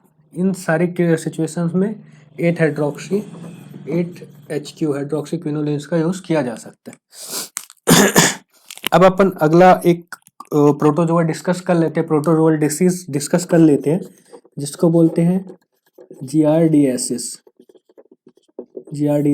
This is caused by, organism का नाम है जियार्डिया लांबा। जियार्डिया लांबा की बात करें तो जो इसका ट्रोफोजोइड फॉर्म होता है एक्चुअली, उसके पास क्या होते हैं, ट्रोफोजोइड फॉर्म जो होता है उसके अंदर 4 पेयर्स ऑफ फ्लैजिला होते हैं। 4 पेयर ऑफ फ्लैजिला, यानी कि टोटल 4 पेयर मतलब 8 फ्लैजिलास होते हैं, है ना। कितने, 8 फ्लैजिला होते हैं। इतना इंपॉर्टेंट नहीं है, बट ये इंपॉर्टेंट है कि इसके अंदर फ्लैजिला होते हैं। तो ये एक फ्लैजिलेट होता है। अगर आपको शुरू में जो अपन ने चार्ट बनाया वो बताया था वो याद है तो फिर बहुत अच्छी बात है, वरना ये जिला से याद रख लीजिएगा कि इसके अंदर फ्लैजिला होता है ना। फिर जियार्डिया लांबिया या जियार्डियासिस जो होता है वो एक्चुअली एक तरीके का डिजेंट्री लाइक सिचुएशन होता है, और ये कहाँ होता है,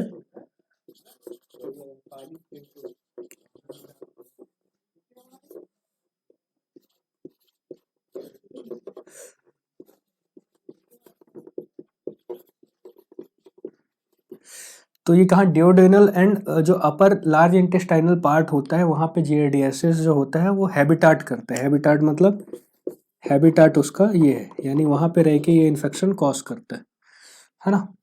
तो जियार्डियासिस के केस में अपने को ड्रग ऑफ चॉइस जैसा कि मैंने बताया था आपको शुरू में ही, गुप्ता जी का जी से याद रखिएगा, जियार्डियासिस, और उसमें कौन सी यूज होती है, मेट्रोनिडाजोल, मेट्रोनिडाजोल, है ना। इसके अलावा यहाँ पे टिनिडाजोल का यूज होता है, फ्यूराजोलिडीन का यूज होता है, मेपाक्राइन का यूज होता है, क्यूनाक्राइन का यूज होता है। ये एक्चुअली क्यूनाक्राइन, मेपाक्राइन ये एक्चुअली एक्रिडिन एनालॉग्स होते हैं और ये एक्चुअली यूज़ किए जाते हैं जनरली मलेरिया के ट्रीटमेंट में। वहाँ पे आपको काफ़ी ज़्यादा इनका यूज़ दिखेगा। यहाँ पे मेट्रोनिडाजोल, टिनिडाजोल, फ्यूराजोलिडीन ये इंपॉर्टेंट है जियार्डिया लाम्बिया या जियार्डियासिस के ट्रीटमेंट के लिए। फिर अगली जो डिसीज आ गई वो क्या है, ट्राइकोमोनियासिस। ट्राइकोमोनियासिस ट्राइकोमोनियासिस कॉज करने वाला पॉजिटिव एजेंट कौन है, ट्राइकोमोनास वेजिनैलिस, है ना। ट्राइकोमोनास वेजिनैलिस ये भी एक फ्लैजिलेटेड, ये भी क्या होता है, फ्लैजिलेटेड होता है। फ्लैजिलेटेड जैसा कि अपन ने शुरू में डिस्कस किया था, फ्लैजिलाटा या फिर मतलब फ्लैजिलाटा क्लास में आते हैं ये, है ना। और ये सारे फ्लैजिलेटेड होते हैं। इसमें कितने होते हैं, 4 फ्लैजिला प्रेजेंट होते हैं। कितने, 4 फ्लैजिला प्रेजेंट होते हैं। ये क्या वल्वो वेजिनाइटिस कराता है, वेजिनाइटिस एक तरीके की एसटीडी वी कैन से, है ना, एसटीडी है ये कॉज कराता है। तो इसकी ट्रीटमेंट के लिए भी जैसा मैंने बताया था, गुप्ता जी के जो टी हैं वो ट्राइकोमोनास वेजिनैलिस है ना। तो इसकी भी ड्रग ऑफ चॉइस कौन सी हो गई, मेट्रोनिडाजोल हो जाएगी, है ना। डीओसी कौन हो जाएगी, मेट्रोनिडाजोल, मेट्रोनिडाजोल इसकी ड्रग ऑफ चॉइस हो जाएगी। इसके अलावा में टिनिडाजोल दिया जा सकता है और निमोराजोल दिया जाता है। फिर जो ट्राइकोमोनास वेजिनैलिस होता है इसमें एक्चुअली डूसिंग, जो आप जब फार्मास्यूटिक्स पढ़ेंगे तो वहाँ पे आप डूचेस के बारे में पढ़ेंगे, है ना। तो यहाँ पे डूसिंग जो होती है वो एडवाइस की जाती है। डूसिंग कौन सी, वेजाइनल डूसिंग। डूचिस क्या होते हैं, डूचिस एक्चुअली पेरेंट्रल सॉल्यूशंस होते हैं जो कि इरिगेटिंग सॉल्यूशन, इरिगेटिंग मतलब फॉर द क्लीनलीनेस पर्पस के लिए किसी कैविटी में यूज किया जाता है जिनको, उनको डूसेस बोलते हैं, है ना। तो वेजाइनल डूसिंग की जाती है किसकी मदद से, विनेगर और लैक्टिक एसिड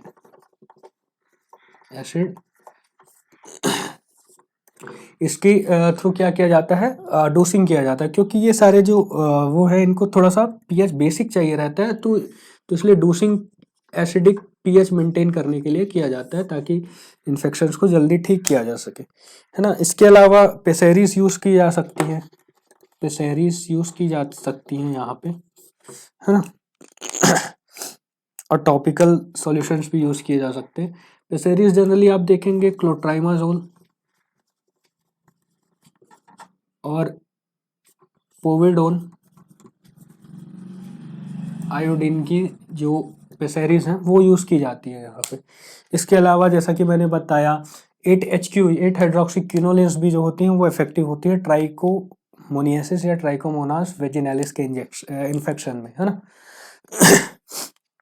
तो ये कुछ इंपॉर्टेंट चीज़ें हो गई। इसके बाद अपन सबसे इम्पोर्टेंट डिसीजेस की तरफ बढ़ रहे हैं जो कि अपनी हो जा रही है टॉक्सोप्लाज्मा गोंडी है ना। उसको भी यहीं पर डिस्कस कर लेते हैं, टॉक्सोप्लाज्मोसिस को भी। फिर अपन की 2 मेजर डिसीजेस ही बचेंगी जो कि अपनी रहने वाली है काला अज़हर, है ना, यानी कि लेशमैनियासिस और स्लीपिंग सिकनेस, है ना, ट्रिपनोसोमियासिस जिसे बोलते हैं। आई होप आप लोगों ने ये सब नोट कर लिया होगा। अगर आपने नोट नहीं भी किया है तो आप वीडियो को बैक करके पॉज करके इसको नोट कर लीजिए अच्छे से। फिर अपन देख लेते हैं टॉक्सोप्लाज्मा गोंडी के लिए। टॉक्सोप्लाज्मोसिस।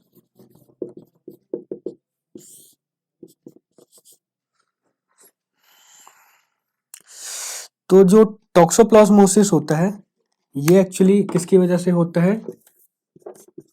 टॉक्सोप्लाज्मा गोंडी की वजह से, है ना। टॉक्सोप्लाज्मोसिस जो होता है वो टॉक्सोप्लाज्मा गोंडी की वजह से होता है। ये इसका पॉजिटिव एजेंट है। इसके अलावा इसके ट्रीटमेंट के लिए अपन क्या क्या यूज कर सकते हैं उन चीजों को अपन डिस्कस कर लेते हैं। देखिए मेट्रो तो यूज होता ही है सब जगह पे। इसके अलावा अपन मेन डीओसी देख लेते हैं। इसकी डीओसी जो है, डीओसी है ना, इसमें दो डीओसीज अपन जनरली देखते हैं। इसमें पायरीमीथामीन विथ सल्फा डायाजीन प्लस, क्योंकि अपन क्या दे रहे हैं, एक फोलेट एंटागोनिस्ट दे रहे हैं तो अपन फोलिनिक एसिड के साथ में देते हैं। तो ये होती है ड्रग ऑफ चॉइस इसकी फॉर नॉर्मल कंडीशन, है ना। But for pregnancy, when it comes to pregnancy, as they are folate antagonist and are teratogenic, है ना, टेरेटोजेनिक, तो प्रेगनेंसी में ड्रग ऑफ चॉइस बदल के हो जाती है स्पायरामाइसिन, है ना। तो टॉक्सोप्लाज्मोसिस या टॉक्सोप्लाज्मा गोंडी जो हो गया उसके लिए प्रेगनेंसी में ड्रग ऑफ चॉइस अलग होती है जो कि स्पायरामाइसिन है। For normal patient it is pyrimethamine plus sulfadiazine with addition of folinic acid. Folinic acid क्यों? क्योंकि ये फोलेट एंटागोनिस्ट है ना। तो ये क्या करेंगे एक्चुअली, फोलेट सिंथेसिस को इनहिबिट करेंगे, तो उसकी कमी को पूरा करने के लिए फोलिनिक एसिड दिया जाता है। फोलिनिक एसिड का जो अपना बैक्टीरिया होते हैं या फिर जो अपना माइक्रो ऑर्गेनिज्म प्रोटोजोआ है ये यूज़ कर नहीं पाता है। अब इसके बाद मैं थोड़ा सा एक ड्रिंक्स ब्रेक लेता हूँ छोटा सा, और फिर इसके बाद अपन नेक्स्ट डिस्कस करते हैं लेशमेनिया डोनोवानी को, क्योंकि लेशमेनिया डोनोवानी थोड़ा बड़ा टॉपिक है। चलिए अब अपन अपनी अगली प्रोटोजोअल डिसीज जो कि है लेशमेनियासिस उसको डिस्कस कर लेते हैं, है ना। लेशमेनियासिस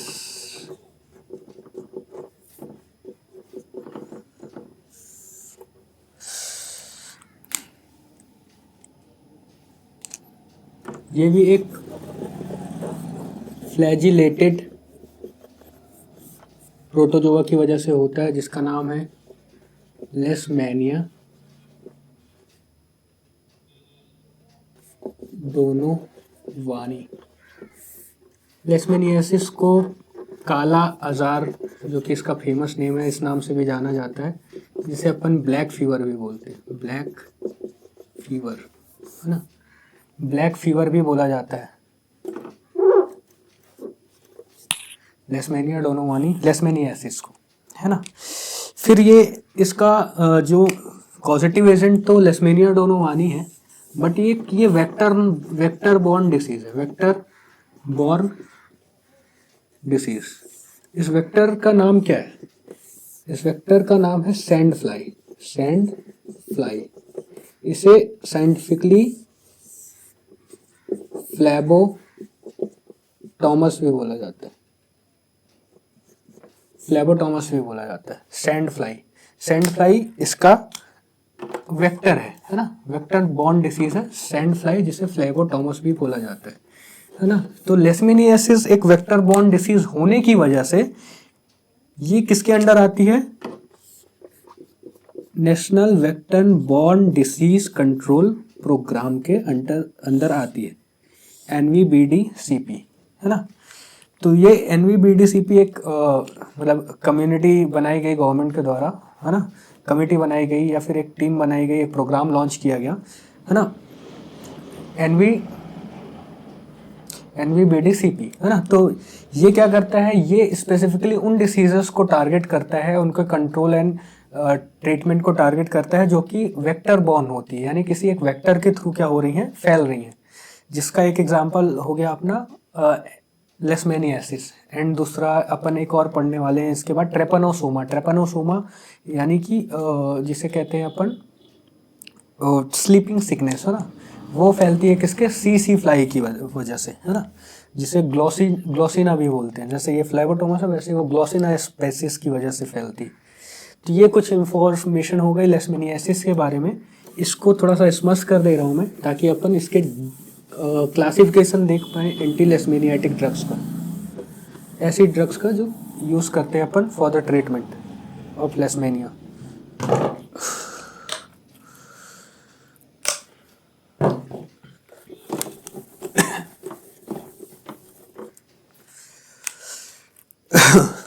चलिए, तो जनरली 3 तरीके की से क्लासिफाई किया जा सकता है इन ड्रग्स को। सबसे पहली जो हो गई वो हो गई एंटीमोनियल, यानी एंटीमनी बेस्ड जो ड्रग्स हो गई उनको।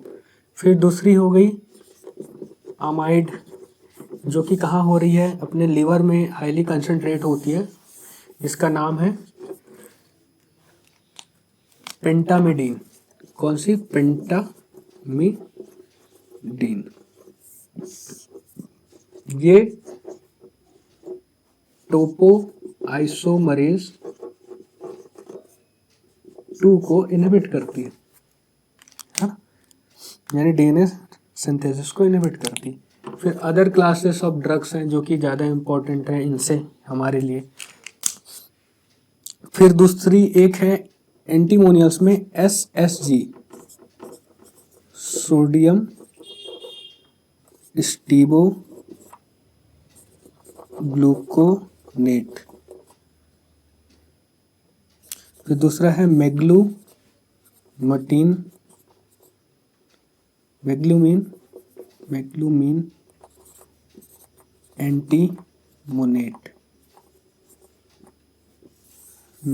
Antimonate, sodium stibogluconate, pentamidine and other classes में आ जाती है अपनी liposomal amphotericin B, ketoconazole,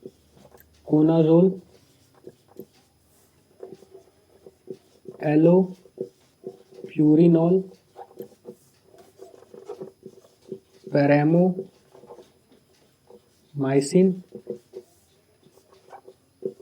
aminoglycoside है ये क्या अमीनोग्लाइकोसाइड है। इसके अलावा सबसे इम्पोर्टेंट मेल्टोफॉर्सिन और पैरामोमाइसिन काफ़ी ज़्यादा इंपॉर्टेंट है फॉर द इंडिया पर्सपेक्टिव, है ना। वर्ल्ड वाइड से अपने को इतना मतलब नहीं, क्योंकि अपन इंडियन कंडीशंस को डिस्कस कर रहे हैं। तो आप सोच रहे होंगे कि ये एम्फोटेरिसिन भी, एलोपेरानॉल, ये सब तो यार अपन ने कहाँ पढ़ा है, इसको सब ने अपन ने, मतलब जैसे एलोपेरानॉल है तो ये अपन यूरिक एसिड ट्रीटमेंट यानी गाउट के ट्रीटमेंट में पढ़ते हैं। एम्फोटेरिसिन भी हो गया, एम्फोटेरिसिन भी अपन ने एंटी फंगल में ऑलरेडी पढ़ रखा है। कीटोकोनाजोल पढ़ रखा है। तो लेशमेनियासिस में इनका क्या रोल है एक्चुअली। जैसे एम्फोटेरिसिन बी की बात करें तो एम्फोटेरिसिन बी का यहाँ पे लाइपोसोमल फॉर्म ज़्यादा यूज़ होता है ना। लाइपोसोमल फॉर्म इसलिए ज़्यादा यूज़ होता है क्योंकि इसकी बायोअवेलेबिलिटी भी ज़्यादा है, टॉक्सिसिटी भी कम है ना, नेफ्रोटॉक्सिसिटी कम होती है लाइपोसोमल फॉर्म में, है ना। डीऑक्सीकोलेट के साथ भी यूज़ कर सकते हैं, वो तो ज़्यादा सस्ता भी होता है, बट लाइपोसोमल वाला इसकी कॉस्ट हाई होने की वजह से इंडिया में एज अ प्राइमरी ड्रग इसको यूज़ नहीं किया जाता है ना। जबकि रिजल्ट सबसे बेटर हैं इसके 99% केसेस में, 99% क्योर रेट है इसका, 99% क्योर रेट है। But cost is a major concern in India, क्योंकि अपन इतनी बड़ी पॉपुलेशन होने के साथ इतने ज़्यादा केसेस होते हैं किसी भी ड्रग्स को ट्रीट करने के लिए कि लाइपोसोमल एम्फोटेरिसिन भी, और मतलब 2000 से लेकर 10,000 तक कॉस्ट करती है अलग अलग ब्रांड्स की, है ना। तो बहुत ज़्यादा इसके प्राइस में चेंजेस रहते हैं, तो इस वजह से थोड़ा सा ये कॉस्टली पड़ता है। इसलिए अपन जो ड्रग ऑफ चॉइस है वो अलग है इंडिया के केसेस में, है ना। तो हाँ, थोड़ा बहुत अपन ड्रग ऑफ चॉइस को यहीं पर डिस्कस भी कर लेते हैं। वर्ल्ड वाइड जो सोडियम स्टीबोग्लूकोनेट होता है ना, ये ड्रग ऑफ चॉइस है। सोडियम स्टीबोग्लूकोनेट ये ड्रग ऑफ चॉइस है वर्ल्ड वाइड, मतलब ऑल ओवर द वर्ल्ड। अगर ज़्यादातर केसेस लेशमेनियासिस के डेटा मतलब पता चल रहे हैं तो वो क्या होते हैं, SSG, सोडियम स्टीबोग्लूकोनेट का यूज़ किया जाता है for the treatment. But in India ये जो सोडियम स्टीबोग्लूकोनेट है 60% पॉपुलेशन जो इंडिया की है वो क्या है, इसके लिए रेजिस्टेंट है।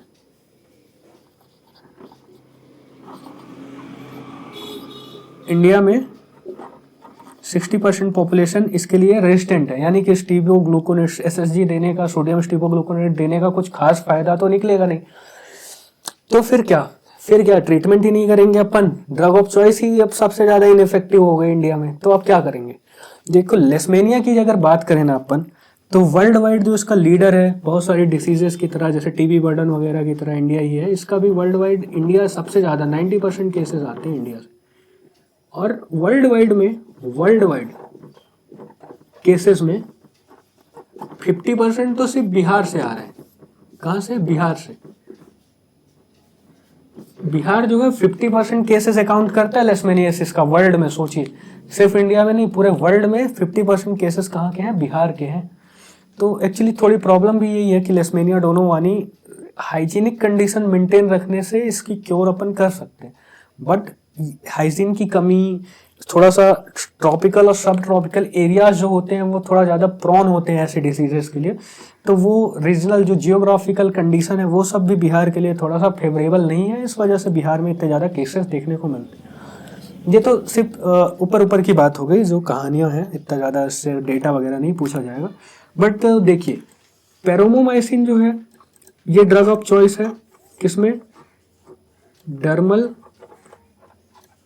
लेशमेनियासिस। ऑइंटमेंट्स यूज किए जाते हैं इसके। मिल्टेफोस्टिन ड्रग ऑफ चॉइस है इंडिया में, drug of choice in India है ना, फर्स्ट लाइन ड्रग है ये, फर्स्ट लाइन इन इंडिया। कौन सी यूज करते हैं? मिल्टेफोसिन, याद रखिएगा, हर जगह से क्वेश्चन आएगा, SSG sodium stibogluconate, but you can claim, अगर मिल्टेफोसिन भी है ऑप्शन में तो आप उस क्वेश्चन के अगेंस्ट क्लेम कर सकते हैं by putting the screenshots of KDT and any other standard book जहाँ पे ये मिल्टेफोसिन का यूज दिखाया जाता है। क्योंकि ये एक तो मिल्टेफोसिन जो है अपनी फर्स्ट ओरल एंटी लेशमेनियाटिक ड्रग है, एंटी ALD लिख दिया मैंने, एंटी लेशमेनियाटिक ड्रग है जो इंडिया में यूज हुई, इंडिया की है ना, इंडिया की, नहीं तो सारी ये इंजेक्शन वगैरह के तौर पे यूज करना पड़ता था, है ना। एंटीमोनियल्स तो वैसे भी इनको तो इंजेक्शन से ही यूज करना पड़ेगा, इतने ज्यादा इंजेक्शन ही यूज करते थे, IM सबक्यूटेनियस इंजेक्शन देने पड़ते थे, क्योंकि इनको ओरली तो दिया नहीं जा सकता, एमएससिस वगैरह की प्रॉब्लम होगी, है ना। तो मिल्टेफोसिन होती है first line drug for leishmania donovani treatment in India. इसको कॉम्बिनेशन में एम्फोटेरिसिन बी के साथ यूज किया जाता है, पैरोमोमाइसिन के साथ यूज किया जाता है। एम्फोटेरिसिन बी का एक सिंगल इंजेक्शन, साथ में मिल्टेफोसिन का 1 हफ्ते से 10 दिन का क्या बोलते हैं साथ में वो चलते रहता है, क्या कहते हैं, डोज चलता है। पैरोमोमाइसिन जो है ये देखेंगे आप, मैंने जैसे बताया कि ऑइंटमेंट में लेशमेनिया डोनोवानी के डर्मल इन्फेक्शंस के लिए यूज करते हैं। इसके अलावा डर्मल लेशमेनियासिस में लेशमेनिया मतलब amphotericin B, liposomal amphotericin B का भी यूज कर सकते हैं, है ना, और मिल्टेफोसिन का भी यूज कर सकते हैं। पर और ऑइंटमेंट के पर्पज से देखा जाए तो ये पैरोमोमाइसिन काफी ज्यादा यूज होती है। और पैरोमोमाइसिन भी फर्स्ट लाइन ड्रग की तरफ ही यूज किया जाता है, मतलब अगर चाहे तो मिल्टेफोसिन के साथ पैरोमोमाइसिन के डेली इंजेक्शन, यानी 10 दिन की ट्रीटमेंट या 7 दिन की ट्रीटमेंट, दोनों की ओरल मिल्टेफोसिन ओडी एंड पैरोमोमाइसिन के इंजेक्शंस यूज किए जा सकते हैं, है ना। तो ये कुछ इंफॉर्मेशन हो गई किसके बारे में, इन ड्रग्स के बारे में। इसके अलावा एम्फोटेरिसिन बी का यूज इसलिए किया जाता है क्योंकि जो लेशमेनिया डोनोवानी होता है ना, ये लेशमेनियासिस, इसमें अर्गोस्टेरॉल बहुत प्रेजेंट होता है, इसके स्ट्रक्चर में अर्गोस्टेरॉल काफ़ी ज़्यादा प्रेजेंट होता है, इसको ही इनहिबिट कर देता है ना। तो ये इसके कुछ मैकेनिज्म ऑफ एक्शन हो गए, इंपॉर्टेंट ड्रग्स हो गई, ये सारी मैंने यहीं पर डिस्कस कर दिया है एक स्लाइड में। फिर इसके बाद अपन ट्रेपनोसोमा को देख लेते हैं। ट्रेपनोसोमा ब्रूसी हो गया, क्रूजी हो गया, उसको थोड़ा सा डिस्कस करके इसको क्लोज करते हैं अपन एक ड्रग ऑफ चॉइस के एक टेबल के साथ में, जहाँ पे अपन समराइज कर देंगे सारी ड्रग ऑफ चॉइस को, है ना, क्योंकि बहुत सारी ड्रग ऑफ चॉइस ऑलरेडी मैं बता चुका हूँ, तो इसलिए अब अपन अगली डिसीज डिस्कस कर लेते हैं जो प्रोटोजोआस की वजह से होती है, वो है ट्रिपनोसोमियासिस। ट्रिपनोसोमियासिस है ना, तो ट्रिपनोसोमियासिस जो हो गया इसे स्लीपिंग सिकनेस भी बोला जाता है ना। ट्रिपनोसोमियासिस एक्चुअली ये भी एक वेक्टर बॉर्न डिसीज है, जिसका वेक्टर क्या है, सी फ्लाई। सी फ्लाई जो है ये इसका वेक्टर होती है, जो कि क्या होती है, ग्लोसिना स्पेसिस की है। ग्लोसिना स्पेसिस का वेक्टर है सी फ्लाई, वो इसकी वेक्टर होता है किसका, ट्रेपनोसोमियासिस या फिर स्लीपिंग सिकनेस का। इसका कॉजेटिव एजेंट देख लेते हैं। कॉजेटिव एजेंट सीए साहब है ना, इसके कॉजेटिव एजेंट कौन है, ट्रिपैनोसोमा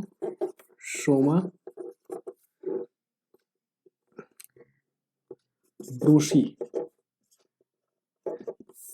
और ट्रिपैनोसोमा क्रूजी। ट्रिपैनोसोमा ब्रूसी जो होता है ये क्या होता है, अफ्रीकन स्लीपिंग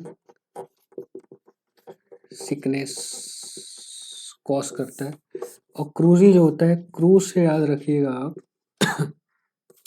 ये क्या, चगास डिसीज कॉज करता है, चगास डिसीज है ना। तो स्लीपिंग सिकनेस जो होता है, ट्रिपैनोसोमा सोमियासिस या फिर ट्रिपैनोसोमा ब्रूसी के जो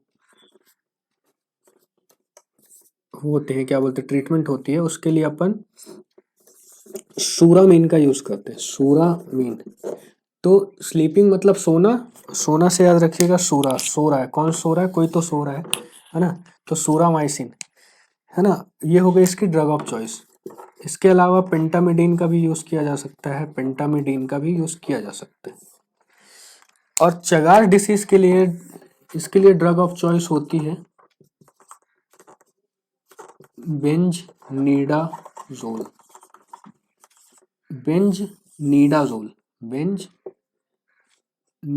है ना, बेंजनीडाजोल ड्रग ऑफ चॉइस होती है किसके लिए, चगार डिसीज के लिए।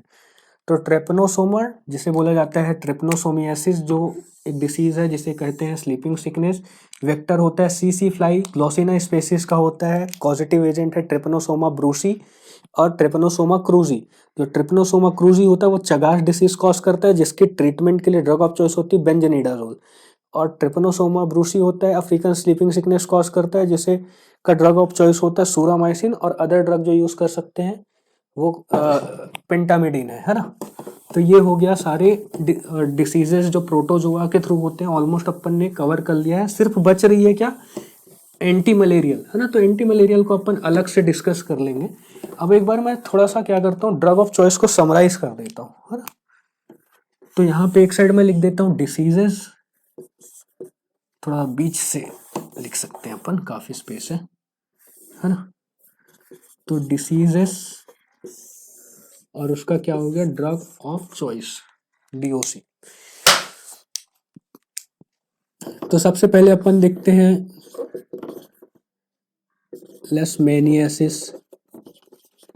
देखिए, तो लेशमैनियासिस सबसे पहले मैं इसलिए डिस्कस करना चाह रहा हूँ क्योंकि इसमें बहुत ज़्यादा कन्फ्यूज़न आपको हमेशा होगा, अलग अलग टाइप की इंफॉर्मेशन है पूरे कह सकते हैं बुक में। Liposomal amphotericin B is drug of choice according to, अगर इफेक्टिविटी बात करें तो 99% इफेक्टिव है, तो drug of choice liposomal amphotericin B को माना जाता है। वर्ल्ड वाइड सोडियम स्टूबोग्लूकोनेट रहता है, अगर दोनों प्रेजेंट है आप दोनों लगाइए, कोई दिक्कत नहीं है ना। दोनों मतलब दोनों प्रेजेंट है तो आप दोनों में से कुछ भी एक लगा सकते हैं, क्योंकि सोडियम स्टूबोग्लूकोनेट तो दिया ही हुआ है drug of choice. But liposomal amphotericin भी highest efficacy in India specially, क्योंकि इंडिया में तो ये 60% केसेस के लिए सोडियम स्टूबोग्लूकोनेट क्या है, रेजिस्टेंट हो गया। फिर इसके अलावा मिल्टेफॉसिन, अगर कॉस्ट को देखते हुए अपन देखें तो जो अपना एनवी बीडीसीपी है ना, national vector borne disease control programme के थ्रू फर्स्ट लाइन ड्रग कौन है, फर्स्ट लाइन ड्रग है मिल्टेफॉसिन। तो अगर तीनों ऑप्शन में है तो आप तो मिल्टेफॉसिन को ही लगाइए। एम्फोटेरिसिन बी एफिकेसी के बेसिस पे लगा सकते हो आप, तीनों में से कुछ भी लगा रहे हो आपको नंबर मिलेगा, आप क्लेम कर पाओगे, तीनों के प्रूफ आपको स्टैंडर्ड बुक में मिल जाएंगे, है ना। बाकी एम्फोटेरिसिन भी 99% क्योर रेट होता है इसका, मिल्टेफॉर्सिन का भी ऑलमोस्ट 95 to 90% है ना। इसके अलावा पैरामोमाइसिन है। पैरामोमाइसिन क्यों खास है, क्योंकि मोस्ट ऑफ द जो क्लासेस ऑफ ड्रग्स हैं लेशमेनिया डोनोवानी की, वो अपन प्रेगनेंसी में यूज नहीं कर सकते हैं, बट जो पैरामोमाइसिन है, मैंने लगता है उसको डिस्कस नहीं किया कहीं पे, आपको यहीं पे बता देता हूँ। पैरामोमाइसिन ये क्या होती है, सेफ इन प्रेगनेंसी होती है, सेफ इन प्रेगनेंसी। तो प्रेगनेंसी में पैरामोमाइसिन वैसे भी ड्रग ऑफ चॉइस हो जाएगी, क्योंकि पैरामोमाइसिन सेफ इन प्रेगनेंसी होती है। मिल्टेफॉर्सिन जो होता है ये टेरेटोजेनिक होती है, टेरेटोजेनिक होती है, और इसका ट्रीटमेंट रुकने के बाद भी 3 मंथ आफ्टर तक ये टेरेटोजेनिक रहती है। इसके ट्रीटमेंट रुकने के बाद भी प्रेगनेंसी प्लान 3 महीने तक नहीं करना चाहिए, जो भी पेशेंट को मिल्टेफॉर्सिन चल रही है। इसके अलावा लिस्मेनिया डोनोवानी हो गया। फिर लिस्मेनियासिस के बाद अपन डिस्कस कर लेते हैं क्या, ट्राइकोमोनियासिस, और यहीं पे अपन जियार्डियासिस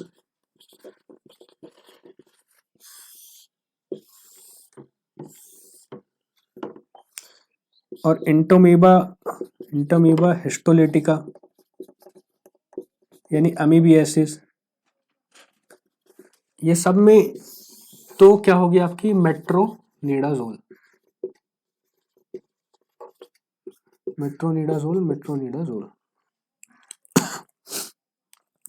फिर स्लीपिंग सिकनेस,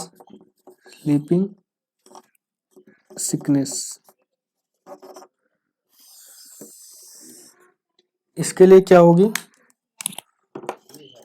सूरामाइसिन। और चागास डिसीज के लिए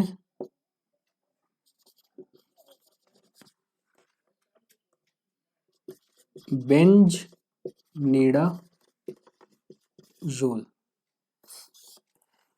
एक और बच रहा है, यहाँ पे आप ये देख लीजिए, न्यूमोसिस्टिक